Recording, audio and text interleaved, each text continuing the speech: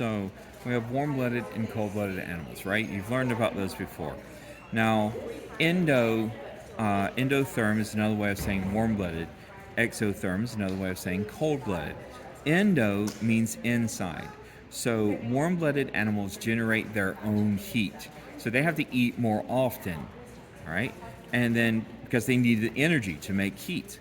Warm-blooded animals, like snakes and lizards, they get their heat from outside of their body. So exo means out, okay? And so they don't eat as often. If you've ever had a pet snake or lizard, you don't have to feed them every day. Especially some snakes, you only feed once a month. Okay, and so there you go. Now, so you're not going to find lizards living in the Arctic region. It's too cold for them. They can't absorb enough heat from their surroundings. However, warm-blooded animals you do find there. Seals and seals and polar bears and Arctic foxes. They are able to survive there because they are warm-blooded. They make their own body heat. Okay. Now these aren't great drawings, but what I want you to look at is these birds' beaks. Now, if you see a beak like this is probably for crushing nuts and seeds, might eat berries. This beak, now this could be a hummingbird that eats nectar, but it could also be like a woodpecker, okay, that pecks into a tree and eats the insects that are underneath the bark. This beak should be maybe a little more pointed. This is a raptor beak. So think eagle, hawk, osprey. So raptors eat meat. So they have this sharp hooked beak for tearing the flesh and cutting through it. And then kind of a short, stubby, pointed beak. That would be for seeds and stuff like that. So think like cardinal, okay? So a long pointed beak, that might be a hummingbird or a woodpecker, depending on the question, okay? For example, if they asked you which one of these birds might eat meat, you would say this one. Which one of these birds might eat insects underneath the bark, where they're going to need a beak that can get under the bark or like through the bark. So that would be the hummingbird, or not the hummingbird, the woodpecker. So there's a couple ways that seeds or plants spread their seeds. One way is with fruits. An animal eats the fruits. I'm just going to write the word animal instead of trying to draw one. And then they poop out the seeds. That's a P for poop. Okay, they poop the seeds out. And then the seeds grow into a new plant. Okay? They might also have a seed pod with little hooks on it. And those hooks get stuck to the fur, and then the fur, the animal eventually picks it off or it falls off, and then it's in a new location, and then it can get into the soil and it can sprout and grow a new plant. Okay. Of course, there are also something like maple seeds that kind of look like this. And what happens is you would think they might just fall straight down, but instead what they do is they spiral down, okay, because of these wings. All right. And so that would be like wind. So those are some of the different ways that animals or plants can spread their seeds without animals knowing it. Another way is squirrels, because what squirrels do is they'll find a nut, and maybe they eat it right away, but maybe they plant it. And some squirrels they'll gnaw off part of the seed or the nut, because the nut is just a seed, and so that will not sprout. But then other times, seemingly randomly, they stick one in the ground to save it for later, but they don't gnaw off the end. And so then that will sprout and grow a new tree.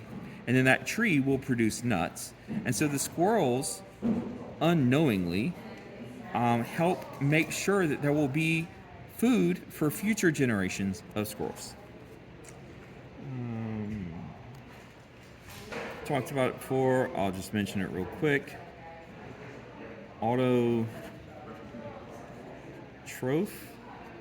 Auto means self, food means nutrient, so they make their own food. Heterotroph. Hetero means different, troph still means nutrient, so they have to eat food. These are consumers. These are producers. Autotroph might be photosynthesis or it might be chemosynthesis. Okay. All right. Next, you might have a graph of population numbers on one side and time on the other. And you're going to see something like this. And let's say this is the predator. Now, if the population of the predators is going up, you would expect that the number of prey would be going down. And as the population of prey go down, the population of the predator is going to go down because they don't have enough food. So then the population of prey is going to go back up. So this is the prey, right? Because now there's fewer predators. But now that the prey population is going back up, so too will the predator population. So that means that the prey population is going to go back down. So the predators and prey populations are connected to each other. Okay, if the prey population is going up, the predator will also go up, but there's a delay, you see. They don't go up at the same time. It takes maybe a generation or two for the predator population to catch up with the prey. And then when the prey population goes back down, it takes a generation or two for the predator to catch up to it. All right, types of behavior real quick. Imprinting is basically copying. So you see a baby chicken sees the mama chicken pecking the ground, so the baby chicken starts pecking the ground. And as it pecks the ground, it's like, this bug tastes good. And so it keeps doing that. Okay? Territoriality is protecting your territory. So that would be like a lion or something growling at an intruder. Conditioning is where there's a reward or punishment. So for example, there's this guy named Pavlov, and he trained dogs. This is a terrible drawing of dog, please forgive me. But he trained dogs that every time he rang a bell, this is supposed to be the sound waves, all right? Every time he rang the bell, he would feed the dog.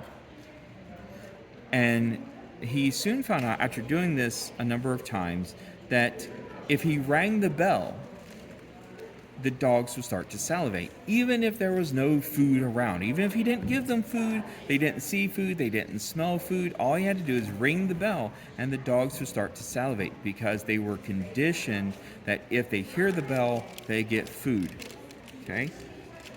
Habituation, Habituation. Habituation, that is when something becomes a habit. This is one of the reasons it's so hard to quit smoking. It's not just about the chemical addiction with the nicotine. There's also a physical habit of bringing the cigarette to your mouth to puff on it. And so that's habituation. It's when something becomes a habit. All right, real quick, this I think will be the last one for this video. In Yellowstone National Park, at one point there were deer and wolves and all sorts of stuff. But they decided to kill off all the wolves. And they did. They killed them. No more wolves. Well, then what happened is the deer population overcrowded. And there were deer everywhere. And the deer overgrazed the grass and the plants and the trees, like the baby trees, the saplings and whatnot. They overgrazed, and come winter, there wasn't enough food, so deer started dying of starvation.